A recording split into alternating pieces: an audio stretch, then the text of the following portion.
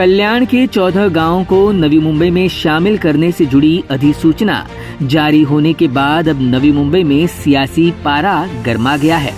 एक तरफ बीजेपी के विधायक गणेश नाइक ने नवी मुंबई में शामिल किए गए इन गांवों का विरोध करते हुए कहा कि जब तक उनके द्वारा रखी गई शर्तें नहीं मानी जाती तब तक उन 14 गांवों को नवी मुंबई में शामिल न किया जाए। गणेश नाइक की इस भूमिका के खिलाफ अब महाराष्ट्र प्रदेश युवक कांग्रेस के उपाध्यक्ष अनिकेत म्हात्रे ने हल्ला बोल किया है।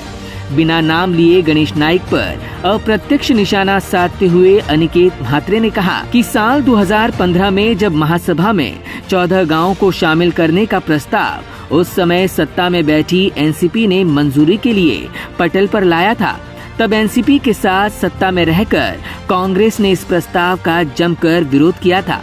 ऐसे में आज एनसीपी छोड़कर बीजेपी में आए यही नेता दिखावे का विरोध कर रहे हैं, क्योंकि इस विरोध के पीछे बीजेपी के नेताओं का निजी स्वार्थ छिपा है। जो 14 गावांचा जो विषय आहे तो आपल्याला सांगू इच्छितो की ज्यावेळेस 2015 मध्ये हा महासभेच्या बॉडीमध्ये जेव्हा प्रस्ताव आला होता त्याच वेळी काँग्रेसने जे आहे याला विरोध केला होता। आता जे विरोध करतात ते फक्त दाखवण्यासाठी करतात, कारण सत्ता महापौर जेव्हा आहे तो त्यांचा बसला होता। आम्ही काँग्रेस म्हणून उपमहापौर आमचे होते, नगरसेवक आमचे होते, त्यावेळेस जे आहे 14 गावांचा विरोध देखील केला होता। परंतु त्यावेळेस जो आहे कुठल्याच पद्धतीने विरोध जे आत्ताचे जे भाजपचे नेते आहेत ते केलं नव्हतं आणि आता जे आहे स्वतःच्या फायद्यासाठी मला असं वाटतं की विरोध करत आहेत, असंच मी या ठिकाणी आपल्या माध्यमातून सांगू इच्छितो। कुठल्या अटी शर्तींचं तुम्ही बोलताय? जेव्हा प्रस्ताव आला होता महासभेमध्ये तेव्हा का नाही अटी शर्तींची तुम्ही वार्ता केल्या? तेव्हा का नाही तुम्ही आक्षेप नोंदवला? तेव्हा तर तुम्ही प्रस्ताव मंजूर केला।